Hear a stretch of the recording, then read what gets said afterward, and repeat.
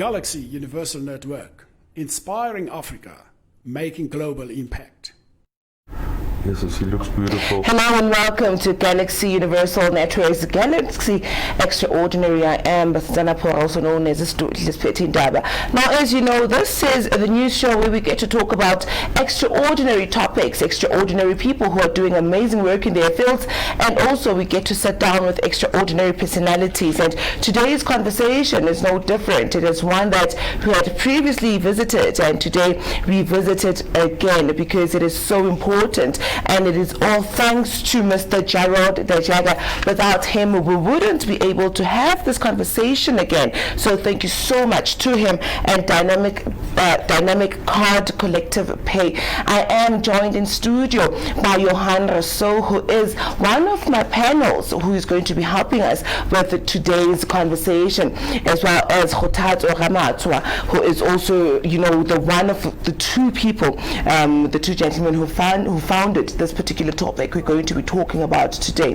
It is a very important topic, and if you have anything to add on to it, do visit us on our Facebook pages, Galaxy Universal Network on Facebook, as well as Gun_TV on Twitter, as well as on Instagram. Thank you so much, gentlemen, for joining me today. Thank you for having us. It is such a pleasure.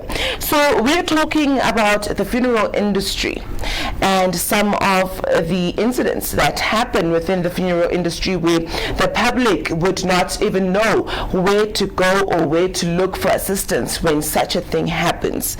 The previous time when we spoke on this, we were speaking to a family who had, you know, unfortunately received their loved one to be buried on their last day, and their face was decomposing. So in that regard, I'm going to start with Kgothatso just to find out how's it going. We know that on that day, the family did say that at the very least, the funeral parlor, Edigwena, should at least come and apologize and also perform a particular ritual to appease and apologize to the mother as well as to the ancestors of that family. How is that going? Well, we've tried to engage the funeral parlor, but the reality is that the family was threatened. And as a family that is very close to us, they called us and said to us, do not follow this matter because of we're scared of your life.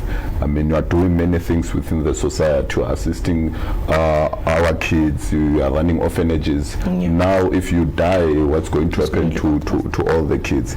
In fact, I left the community of Sochangove from that day because of we were threatened, we were called by with unknown numbers by people that we do not know, anonymous people who were calling us on a daily basis. But we are still on the case of Dikwena because of that's not the only thing that has transpired in our society. It's not even paying workers, he's robbing people. In fact, there are many businesses that he's in, and those businesses, legal-wise, they're not on the right side of the law.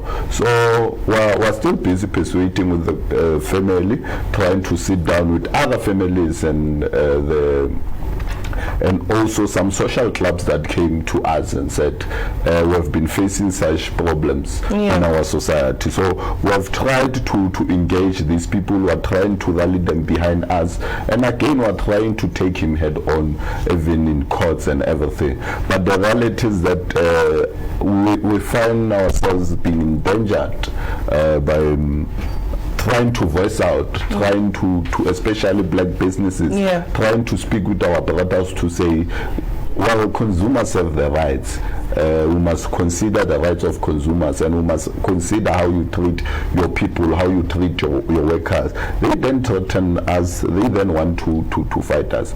But nonetheless, we're continuing with the fight. Though the family was given something, I do not know how much was it, but he went to the family, he did justice, he went to the family and tried to at least maintain peace within him and the family, because of, remember, particular family, that family, I think they have close to 20 people who are part and parcel of that funeral pool.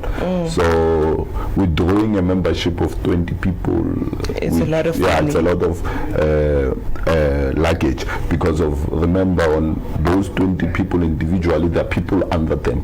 So those 20 people, there are people under them. So you cannot just withdraw them. It's a big chunk of money that you would lose. So he went to the family, and other families were threatened because of, they tried going there without us. They tried going there on their own. So that's what transpired.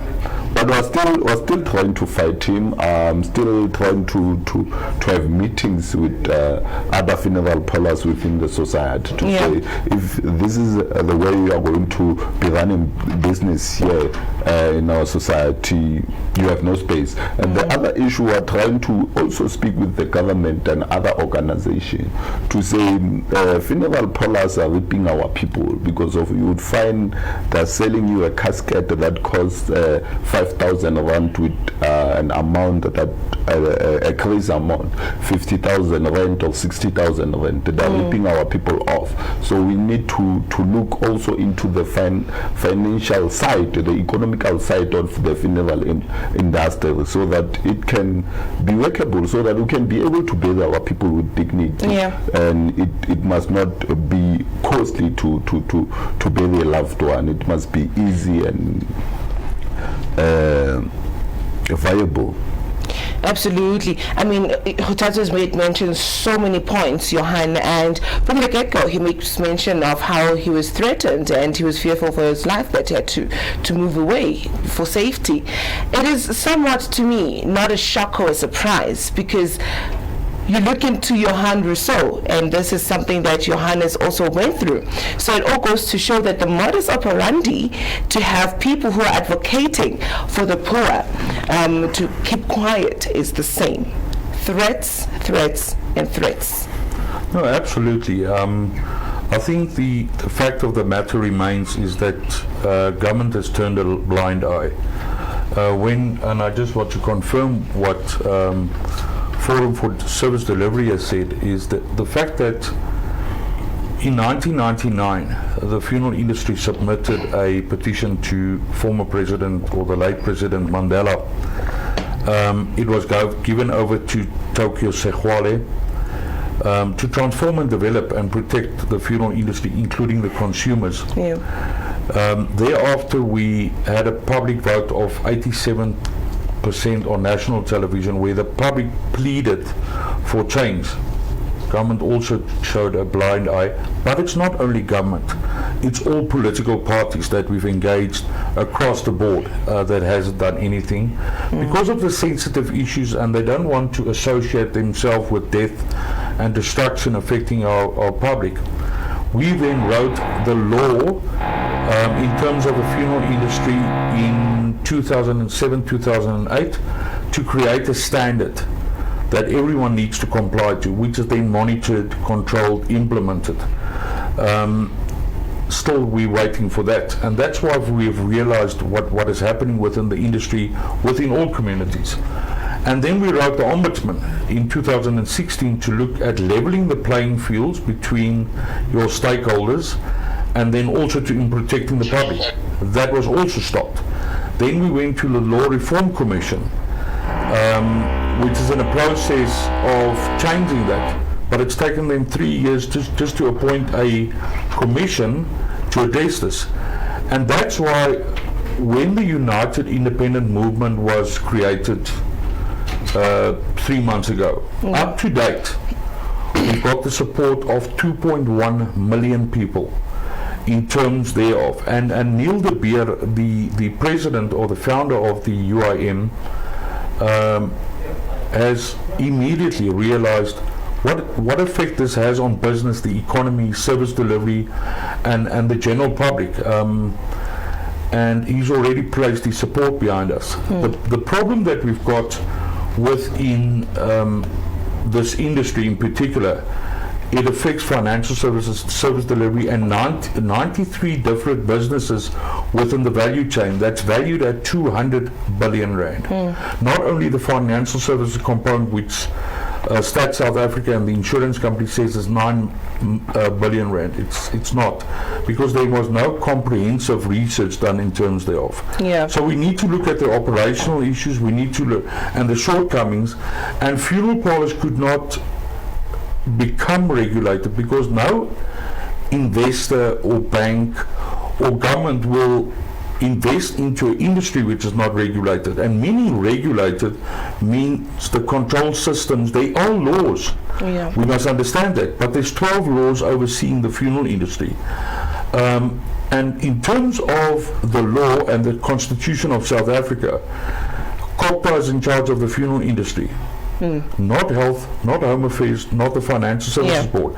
They do not have the capacity to do that. Not environment, health, water and safety. And that's issues that we need to address, because we're facing a man-made disaster as of government turning a blind eye. And this is a perfect example of a person that went decomposed into a funeral parlour because there's no control system. The ineffectiveness of inspectors being bribed to oversee these matters is happening throughout the country, and I think it's important that the public need to realize, and the funeral industry, we don't want to discredit them. We want them to render dignified services at affordable rates to consumers out there, which is not being exploited. And we've been challenged with a couple of things, and you just made mention of the threats. I've been threatened twice, 3 times, telephonically, been through a farm robbery where people literally held up my wife and my children and said, which means they're going to shoot us. But we can't remain quiet if we want to affect change in this country. On the 7th of March this year, I was literally kidnapped and assaulted next to the road. But that will not silence us, because we are addressing issues that affect 50, 60 million people. And it's organizations such as ourselves that will take hands and effect the change, because if government can't do that, we have to keep them accountable, because this is a political decision that needs to be taken. Because we see this on the media, we see this on social media networks. We can just not allow that, because it affects business. Because now a legitimate component of the funeral industry is being tarnished by people that is rendering horrific services, and we can't allow that. And it's not that we want to close those people down or that industry down, but provide the support functions to them that will enable them to get to the standard where some of their bigger competitors is there, but also on the other hand, educate the public. Because I think that public education, especially within this industry, is being neglected. If we look at the education from the Financial Services Board as an example, it's fine to educate a person that's got a cell phone and internet and access to Facebook. But what about the one in a farm, in a village? In the rural areas, they're not educated.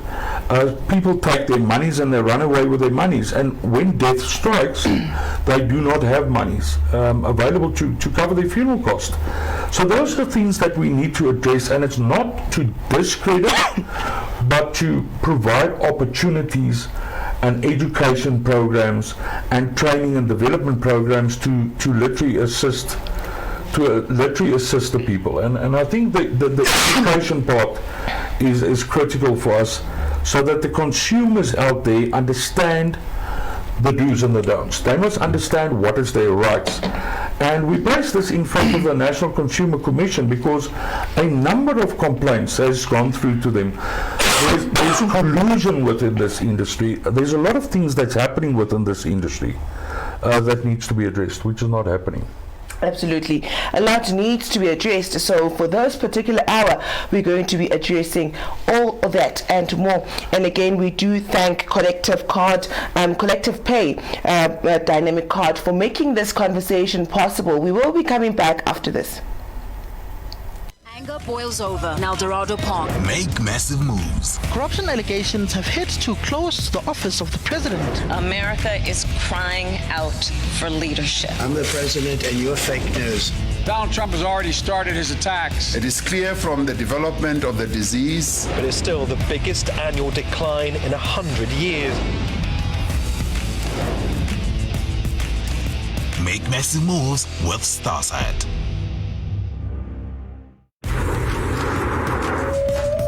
Make massive moves. The space race has already started.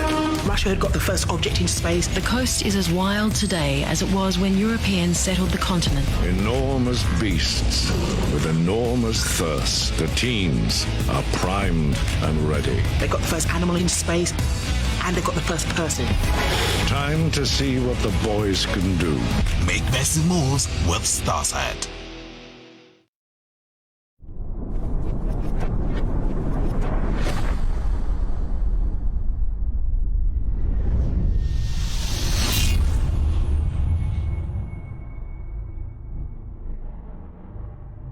Galaxy Universal Network, inspiring Africa, making global impact. Make massive moves. Isn't that your daughter's bib? But the truth is, I feel like Arabella's always with me. Don't you ever forget this man's face. He killed your brother. Don't shoot! Please don't shoot! Don't shoot! Make massive moves with Starsat.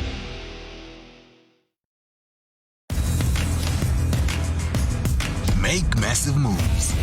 I feel confident. I feel like I can take on the world. So you're telling a story through your clothes. Such a professional, you wouldn't even know. Criticism is one of my biggest motivations. Darling, you want to be a model? Like, oh my God. I'm glistening.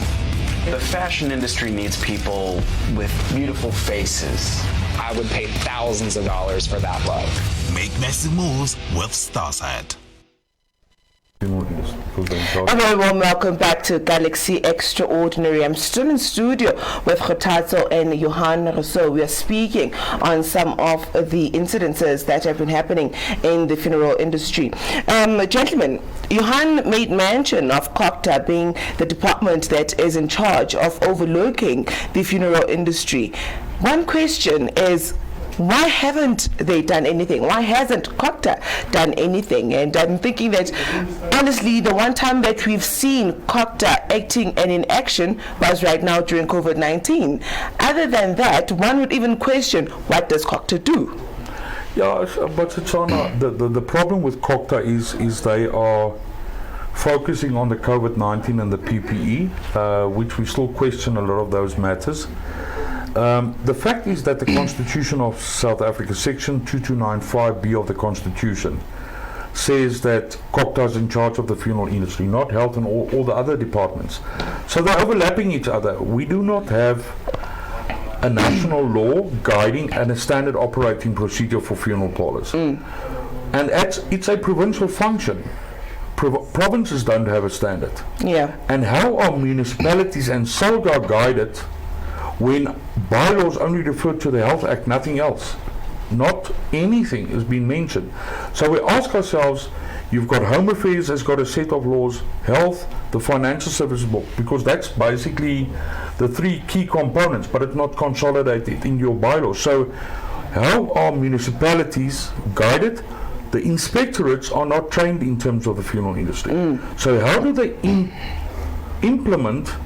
Because there's no training, there's no standards. How are they guided by their provinces? Because this is a responsibility of each province to have a regulator in place. Yeah. Not one government department or not one province in South Africa has got a regulator in place in terms of the funeral industry, which then involves the Financial Services Board. And that's a question that we need to ask and place it in front of COCTA, because for the past 26 years, nothing has been done. Pre-1994, nothing has been done. And there's a lot of laws which jeopardizes business, which was inherited from the past, which has not been amended, accommodating certain stakeholders. So we must understand you've got basically three sectors within the funeral industry. You've got your licensed and compliant funeral parlors, which is in the region of about 5,000. Then you've got your emerging market and your typical suitcase operators, which are fly-by-nights, which then takes up a further 25,000 funeral parlors. Yeah. So let's ask ourselves, if it's properly regulated, the amount of money in terms of the GDP that's lost, which could be reinvested into the funeral industry, creating SMMEs, assisting communities to start their own cooperatives, to assist, for example, with a florist or with a tombstone or owning something themselves, but it's currently not happening. Yeah. Because you need to look at the legislation and you need to look at the business aspect thereof, and it's not been addressed as one.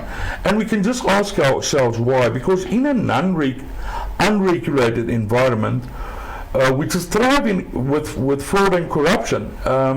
If we look at the amount that capital that's spent by government on lavish funerals, it's our money, it's taxpayers' monies. If we look at the road accident fund paying for funerals, where does that money come from? Because if it's regulated, if it's unregulated, funeral prices are going to be increased. Yes.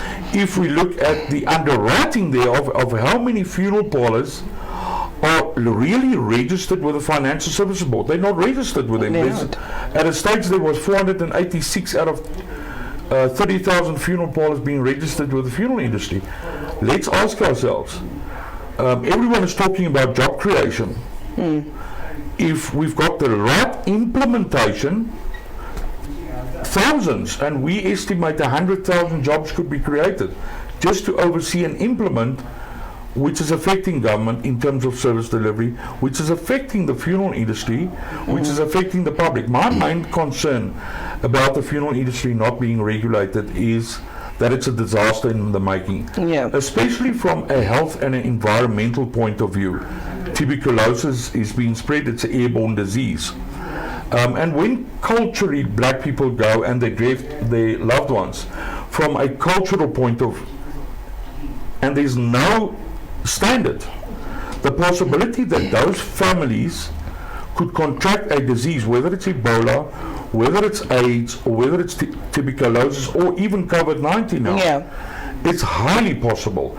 And the second thing that affects me or concerns me is the fact that no mortuary in South Africa has got a separate sewerage system. And it's scientifically proven by the Stellenbosch University, and what we saw in Kuruman, where the blood of a mortuary was literally running into the streets, that's a concern. Because the chemicals that's utilized in a morgue is not controlled. There's no standard. There's no SABS standard. So all the body fluids, and when people wash the deceased, those water are literally running into our stormwater, and if it runs into our stormwater, it ends up in our dams and our rivers, where people, especially within your rural areas, is utilizing that to wash their clothes, because there's no proper infrastructure. Service delivery. Absolutely. And we ask ourselves, 26 years down the line, people don't have access to clean water. So those infected water is used either for drinking water, washing clothes, spraying the crops. Animals are feeding from that. And the chemical which is the base being used in mortuaries is formaldehyde, which is being used for embalming purposes. That's the highest cancer-causing chemical in the world.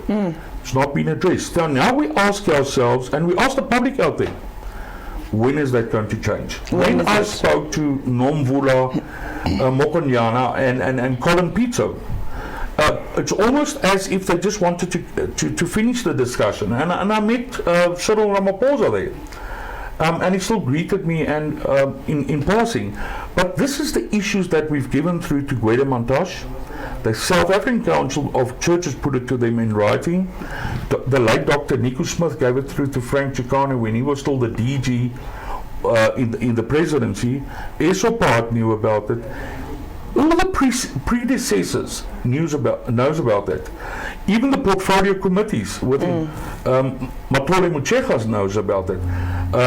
The leadership of the DA, the Freedom Fronts, UDMs, the ACDP, everyone knows that. We've placed it onto social media. How long do we have to plead for change? Exactly. And our voice has been heard, because this issue needs to be addressed in Parliament, and we need the political will to change that. The SACP knows about it, the unions knows about it, Kusatu knows about it. We're very vocal on social media. In certain cases, some of our posts reach 800,000 people at one shot. We've got now a movement called the United Independent Movement, which is in 3 months, with the support that we've got, reached 2.1 million people. Let them say whatever they want to. We're addressing the bread and butter issues which is affecting the country. Absolutely. And we need those changes. I mean, kudos to UIM for also, stepping up and standing out and saying we're not going to take it lightly just because we are a small political organization. They are taking it head on. Khothatso, it all goes to show that at the end of the day, everything that is happening within the funeral industry that is wrong, there are rights, but everything that is wrong all goes back down to service delivery. And not only just service delivery in terms of having a regulator in the funeral industry, but it goes with service delivery from the grassroots. Proper water for people, proper settlements for people, those kinds. And your organization is then fighting for service delivery for the people. So, do you have any sentiments in this regard? Yes, Sitsana, knowing that we also try to speak with COGTA, but knowing that COGTA is failing municipalities. Remember, they're in charge of municipalities, one. What they're administrating in municipalities is something else. While in everything that they are administrating or everything that they're checking, if it's law or bidding proceedings, in everything that they're doing, it's corrupt tendencies. I mean, municipalities are very corrupt to the core.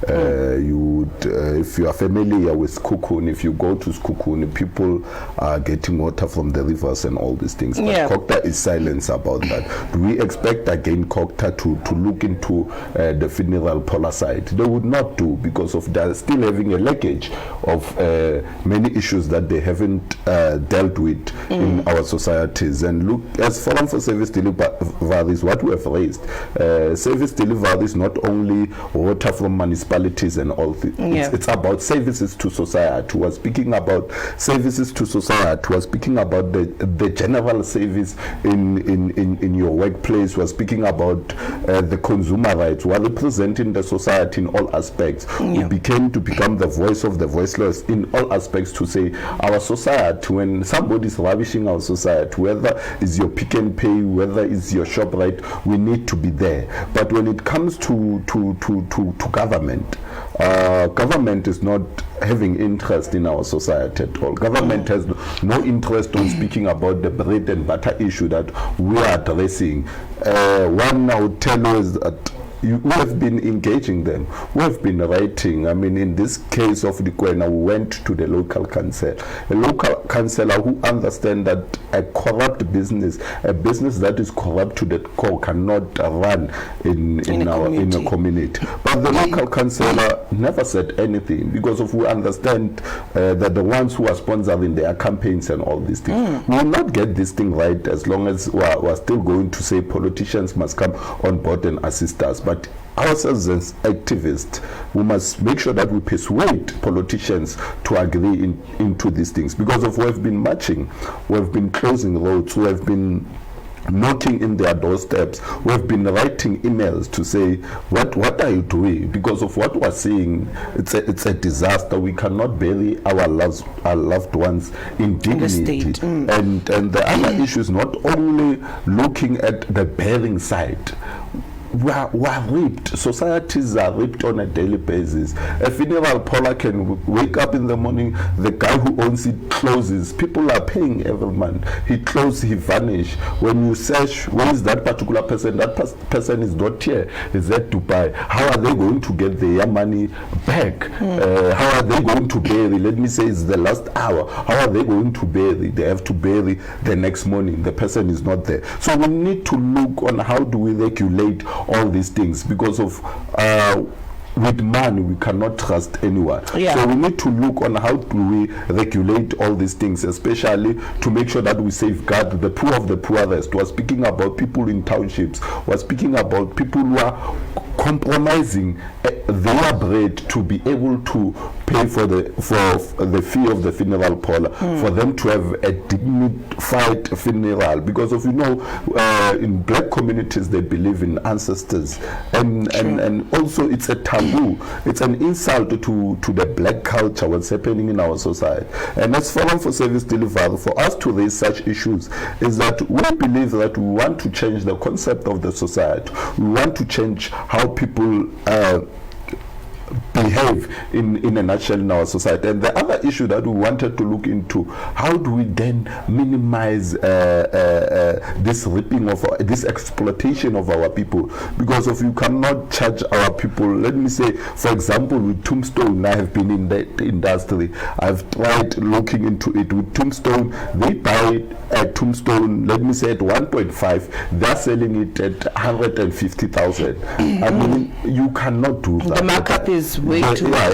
You cannot do that. You cannot get I would say 1,000% markup for selling a Tombstone. So we need to engage all these things. We need government to come on part on these things. And again, we are trying to say how do we then look in societies and try to engage young people who are very clear about this fight and create our own funeral parlor. If we cannot get the laws right, we are going to take them as their competitors and compete with them in a proper way, compete with them in a way that we want funeral parlors to run in our society. We cannot wait upon government. We need to come with amicable solutions to deal with this. And for now, to deal with this is to group ourselves as young people, come with cooperatives that are going to create a funeral parlor that is going to work on the rules and regulations that we want. We are going to sit as a cooperative, come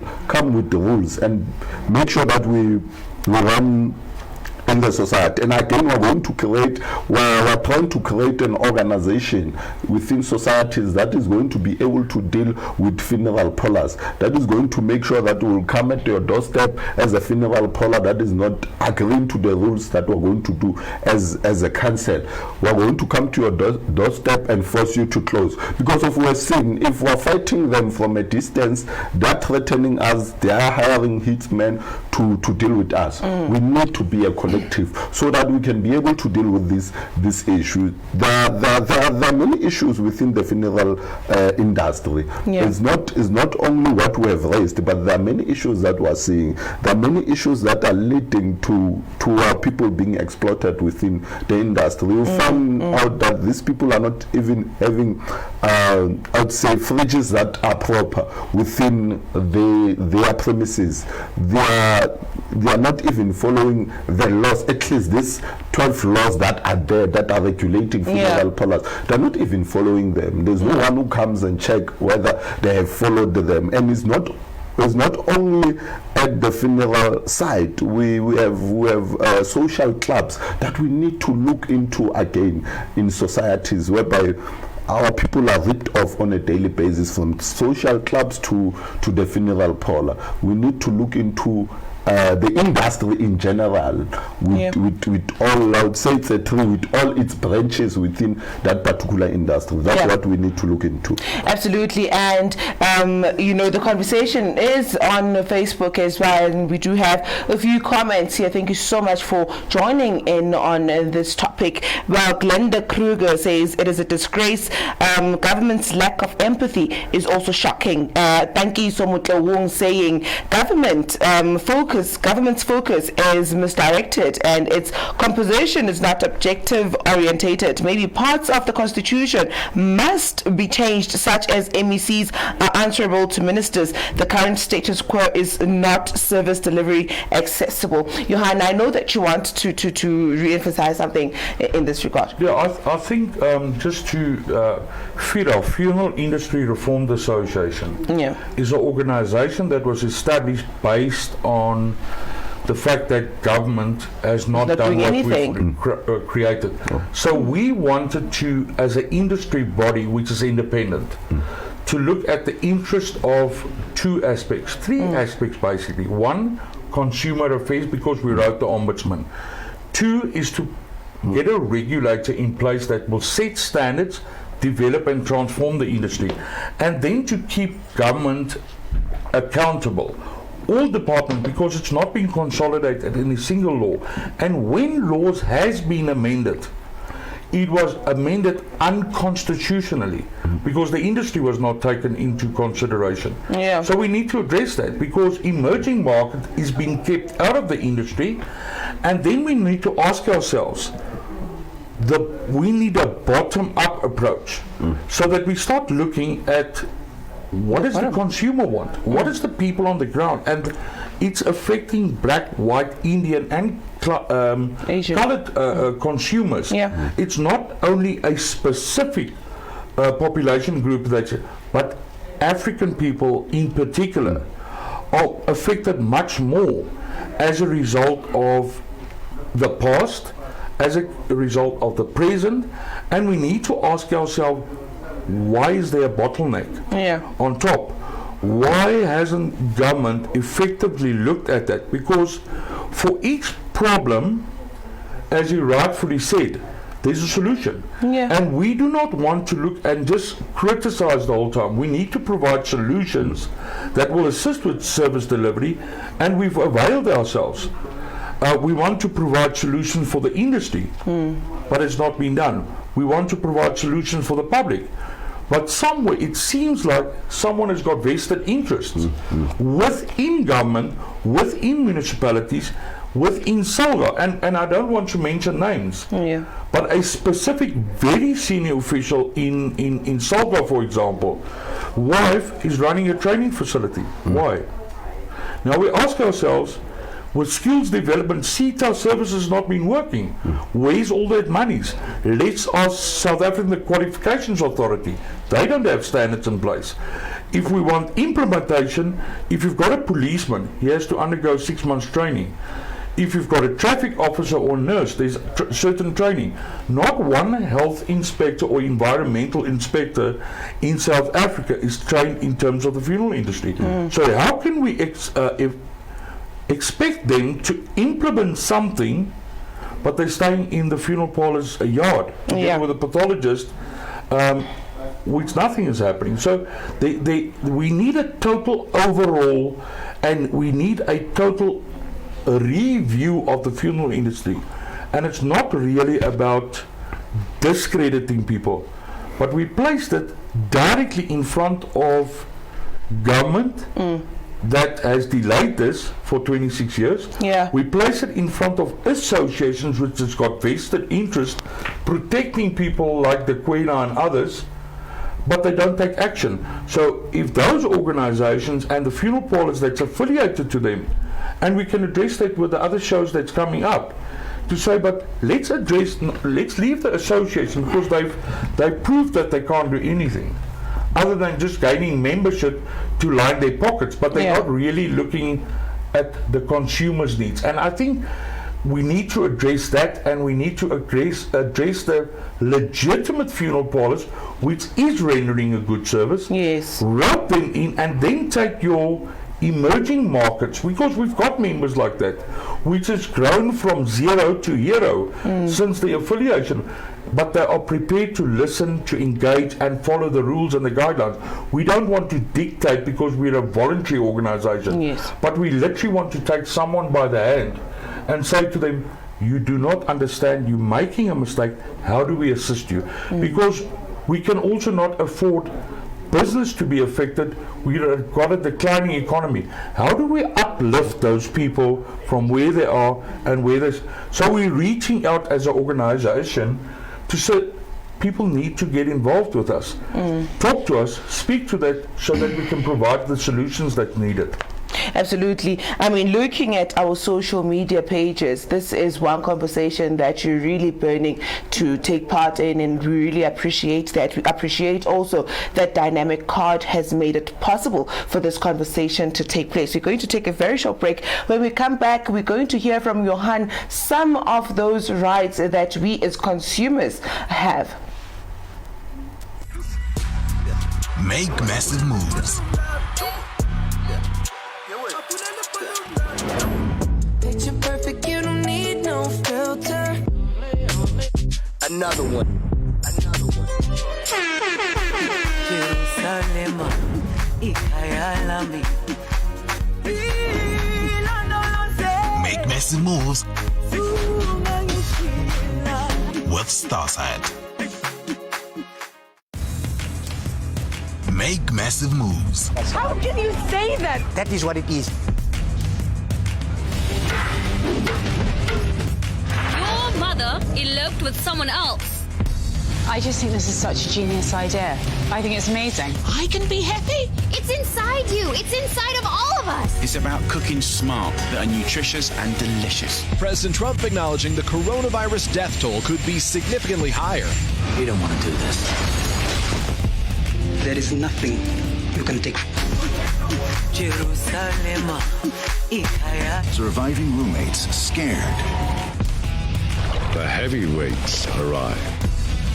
Inside, finds Pachulia, blocked by Jane. This is the will of God.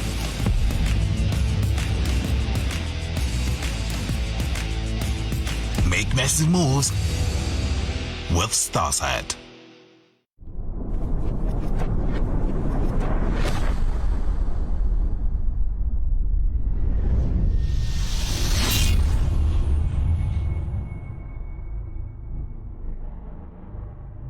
Galaxy Universal Network, inspiring Africa, making global impact.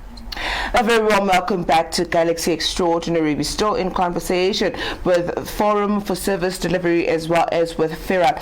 Well, one thing that we all know is that the funeral industry has a lot going on, and in your street, in your community, there might be a funeral parlor. There might be that emerging funeral parlor that almost the whole community trusts in and uses. However, is it safe enough for you to live next to a funeral parlor perhaps? Is it safe enough for you to be walking in the same street where funeral parlor water could be running as well? And in that regard, we still in conversation with Johan in terms of your rights as the consumer. And then after, we take a look at some of the risks that would happen within the funeral industry if things are not properly taken care of. Johan, you made mention that there are 12 laws in place that if followed properly by everyone, perhaps by every single funeral parlor or mortuary in the country,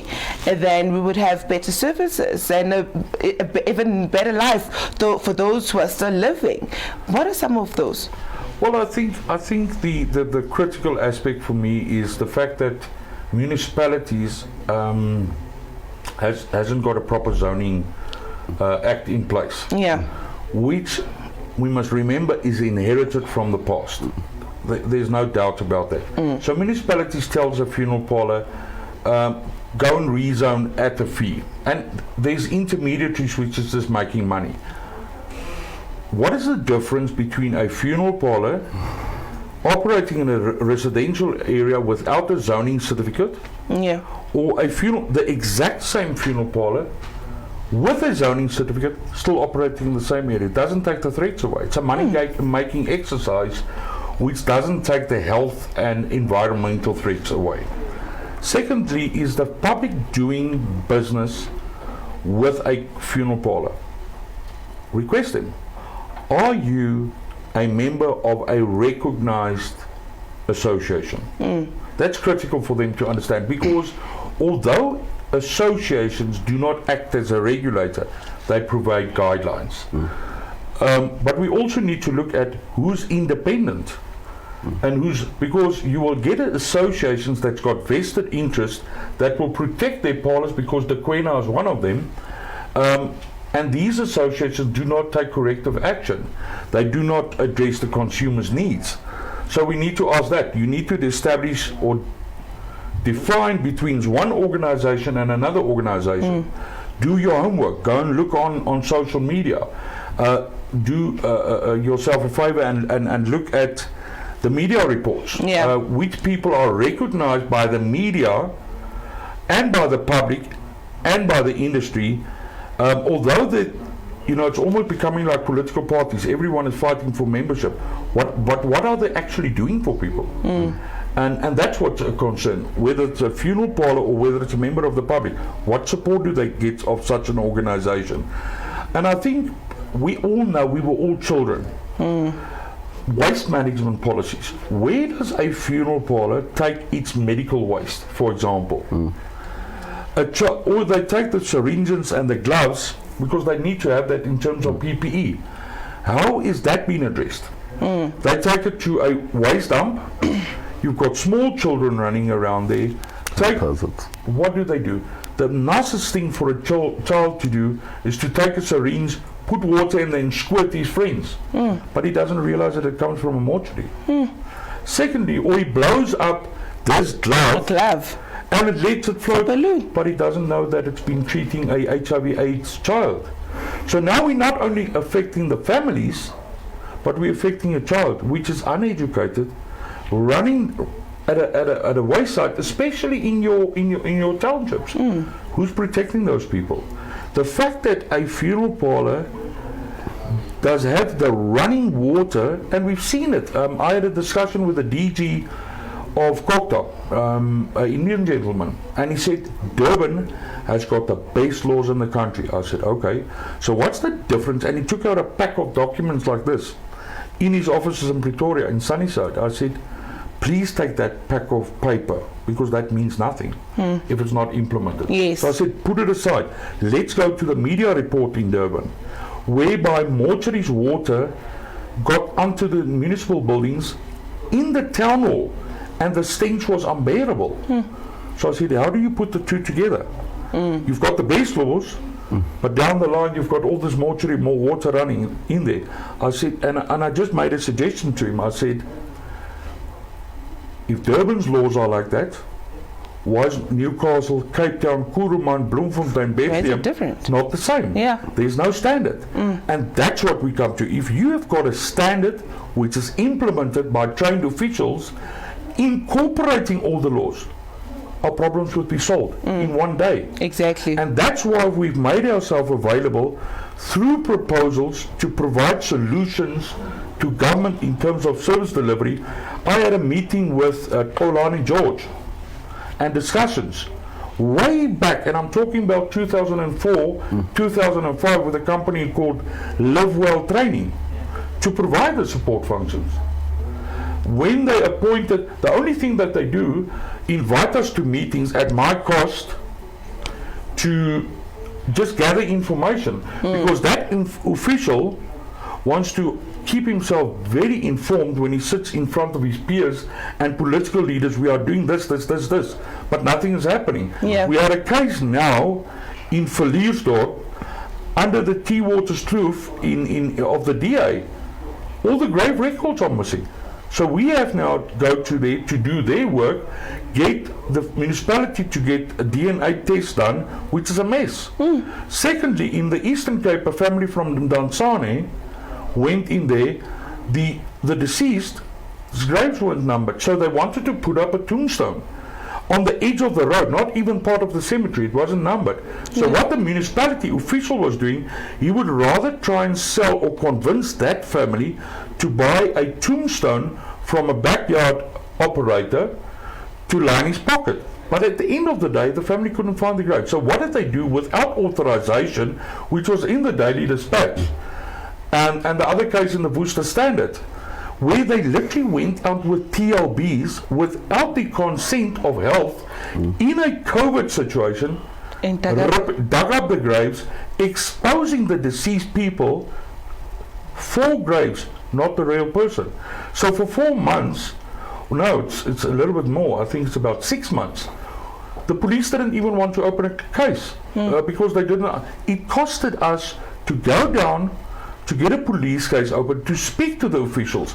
The chief of staff of the Department of Health, we're still waiting for him today. We spoke to Sizwe Kupela, which is the spokesperson of health. But they've diverted this information to our ambulance MEC down in the Eastern Cape, which is selling ambulances and hospital equipment. But they're not addressing the health issues. For example, with COVID-19, government has got this whole fuss about the funeral industry and about the COVID, which has just started in March. The trends of deaths in the country is got 3 peak periods. It's December, and it's unnatural causes. Then during Easter weekends, and then through your winter periods. So that's the peak times. There was no difference between what we see now and all the years before that. Yeah. Now we ask ourselves, everyone says regulate the funeral parlor. Now wrap the coffin. But the coffin is not SABS approved. So how do you contain a disease in a coffin in an unregulated funeral environment if we don't have the laws in place? Exactly. That could have spread and stopped the spread of disease because it's airborne. That's why we have to have a distance. That's why we have to wear these ridiculous masks, which is everyone is just getting fed up of it. Yeah. Because now we need. That's why everyone asking is this an economic issue? Is this a political strategy, or is there really a crisis? I can tell you that I'm talking about research and 30 years plus experience, because I grew up within this industry, is that this is a manipulated process. Because Gauteng government has dug up 1.5 million graves, which is double the amount of deaths in South Africa. And if we selectively look and engage the funeral industry, yes, certain parlours will do more because they render better services. The other ones will do less because they're not affected by that. But we can also just ask us, certain hospitals, why do they suddenly have to do tests on a deceased person? How does it affect the consumer now? If he passes away or I pass away, suddenly you have to do tests on a deceased person. Why? If there was factual information about this disease or so-called pandemic, wasn't it made available? If people die of HIV/AIDS, which is possibly been affecting people, why is it not allowed on death certificates? So that, government is very vigilant in disclosing our statuses, whether it's COVID, whether it's HIV/AIDS, whether it's tuberculosis. But in certain ways, it's suppressed. And we need to ask government, what is the political agenda behind this? Absolutely. I mean, with just 2 minutes left towards the end of the show, what is the last sentiments from Forum for Service Delivery in this regard?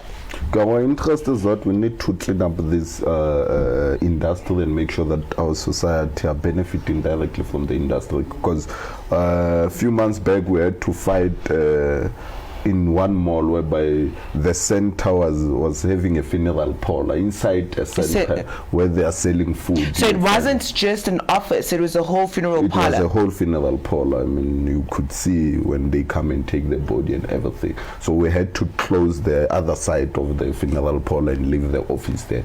But our interest as an organization is that we are not only going to fight against funeral parlors, but we are also going to make sure that we fight all businesses. There is community social responsibility that is not done within our society, because for services to be in society, we not only need government to play a role, but we also need all these businesses to play their part, because of that doing business in our society. They're gaining whatsoever they are gaining. They're not even giving back. We're not saying they must give back hangouts.